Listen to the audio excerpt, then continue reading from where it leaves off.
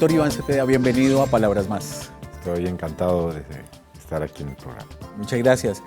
Iván, yo quisiera empezar antes de hablar de los temas de actualidad, de coyuntura nacional y obviamente de las elecciones que se avecinan, sobre su vida, conocer un poco más de su vida, algo en detalle, que nos cuente, por ejemplo, sobre sus padres. Usted es hijo de Gira Castro. ¿Cómo no? Y de Manuel Cepeda. ¿Qué recuerdos tiene de ellos? ¿Cómo fue el hogar de la casa? Pues siempre muy cálido. Realmente nosotros éramos una familia feliz, ¿no? Mi padre y mi madre, a pesar de ser personas muy comprometidas en términos políticos y de tener un tren laboral supremamente intenso, siempre dedicaron algunos momentos fundamentales para construir una relación muy fuerte. Era al mismo tiempo muy llena de afecto y también de la libertad necesaria para que nosotros, mi hermana y yo, pudiéramos hacer también nuestras propias decisiones y ir construyendo nuestro camino. ¿Dónde vivieron? En muchos sitios. Mi etapa de infancia fue una especie de peregrinaje, porque en esa época en la que ellos se casaron y comenzaron su vida de pareja, con su compromiso político decidieron ir a acompañar a los campesinos que estaban llegando a la ciudad a hacer invasiones. Recordemos, esto era el periodo final de esa violencia intensa de los 50, comienzos de los 60, y llegó la gente al barrio Policarpas, a La Barrieta, e hizo una invasión allí. Venía de muchas regiones que estaban en ese momento tan difícil de la violencia. Y entonces vivimos allí. Allí tuvimos unos años en medio de situaciones muy difíciles, porque ese barrio lo querían acabar con permanentes presencia de policía, allanamientos a las casas, etcétera. Pero a pesar de eso, el Policarpa se convirtió en un barrio y hoy es una realidad, ¿no?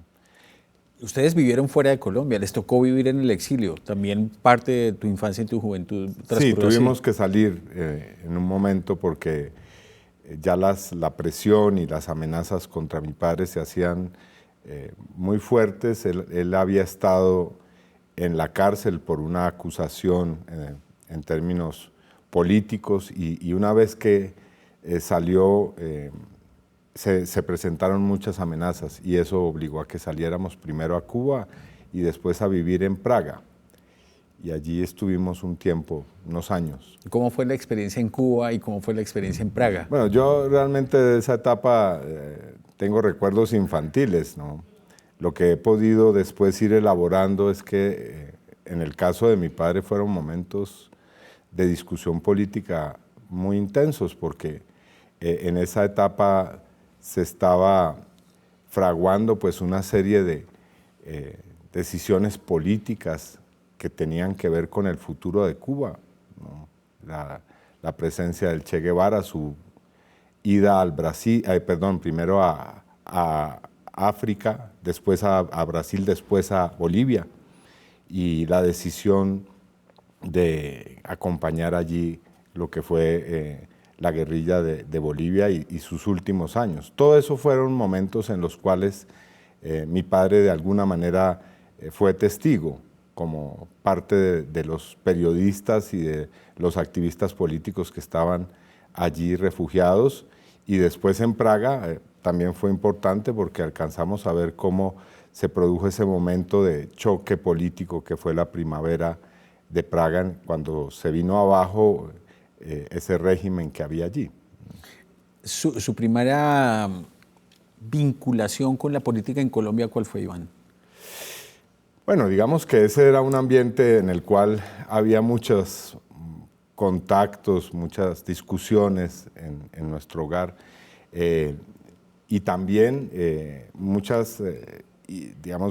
posibilidad de entrar en esa vida política, pero realmente yo me vine a convencer a mí mismo de esa necesidad cuando ocurrió el golpe en Chile. Para mí esa fue la experiencia que marcó mi vinculación política, más que una especie de consejo, de imposición en mi casa, fue el ver lo que estaba ocurriendo allí. Eso me marcó y comencé ya a hacer mi propia experiencia. En el colegio fui militante de la Juventud Comunista, después entré a las organizaciones estudiantiles y bueno, poco a poco allí ya fue surgiendo un camino muy propio en estas lides. Usted estuvo, Iván, muy cercano a Bernardo Jaramillo en algún momento. ¿Cómo lo conoció? ¿Cómo se vinculó a su proyecto político? Bueno, yo terminé mis estudios, estudié en el exterior, en Sofía, y llegué a Colombia en un ambiente en el cual había una serie de situaciones que eran para mí nuevas, por lo menos con esa intensidad. Estaban asesinando a los miembros de la Unión Patriótica, se estaban produciendo todos los días hechos terribles. Usted tenía 19 años, 20 años. Yo acababa de llegar de mis estudios universitarios y todo eso me marcó mucho porque realmente el ver lo que estaba ocurriendo, cómo se estaba poco a poco desvaneciendo esa esperanza que había con relación a la Unión Patriótica era muy impactante, pero en medio de todo eso, pues las nuevas figuras, Bernardo Jaramillo, una de ellas, José Antequera, Leonardo Posada, en fin.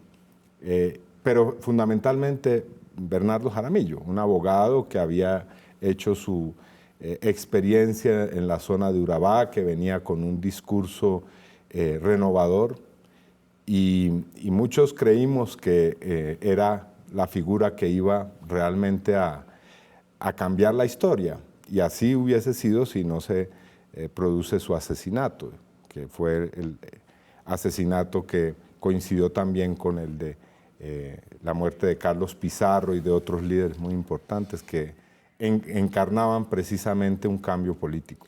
En esa época, Iván, me imagino que, digamos, en ese momento de crisis, de violencia, muchas de las personas que lo acompañaban a usted con ese pensamiento optaron por ir a la guerrilla.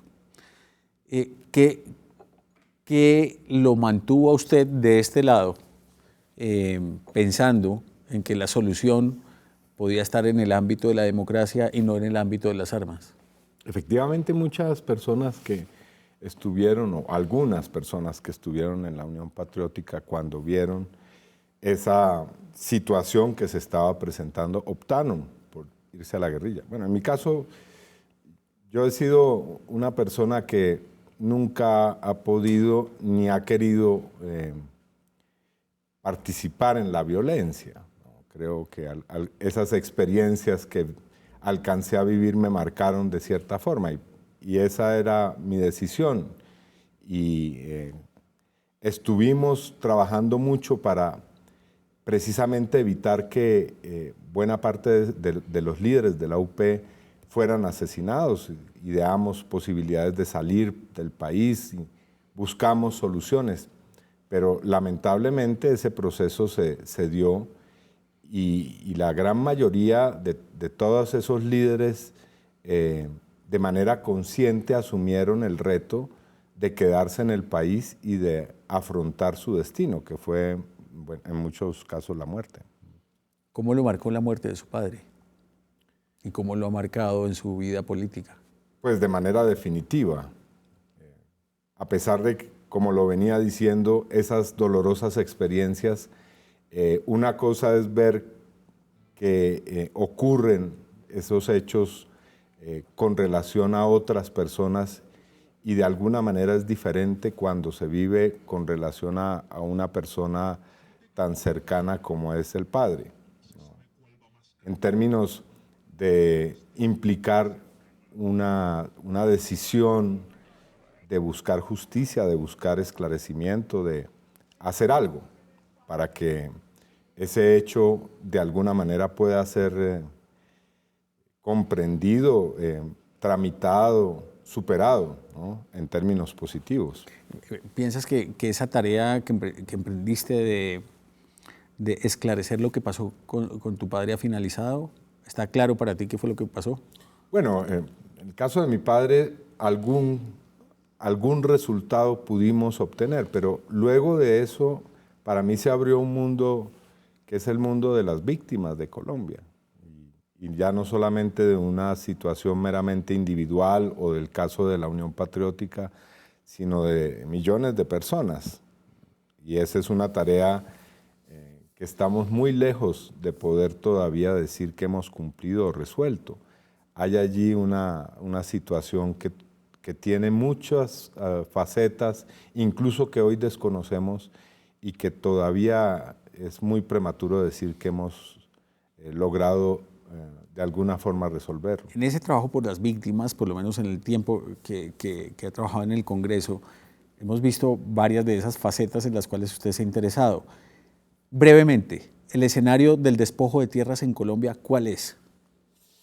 Bueno, es el de una situación en la que los campesinos están condenados a desaparecer, porque se les ha quitado y se les sigue quitando su espacio vital.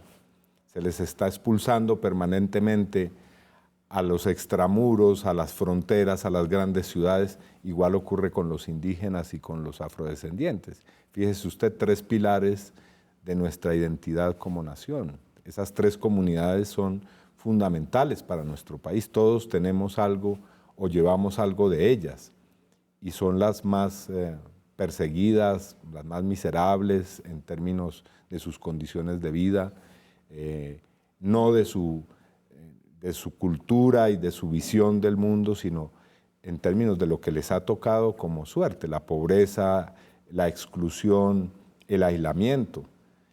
Y por eso es fundamental que nosotros podamos resolver la situación de esas millones de víctimas, que son campesinas, indígenas y afrodescendientes en su mayoría. Bueno, Iván, lo invito a que hagamos una breve pausa para venir a hablar de otros temas, ahora sí, de la actualidad política colombiana.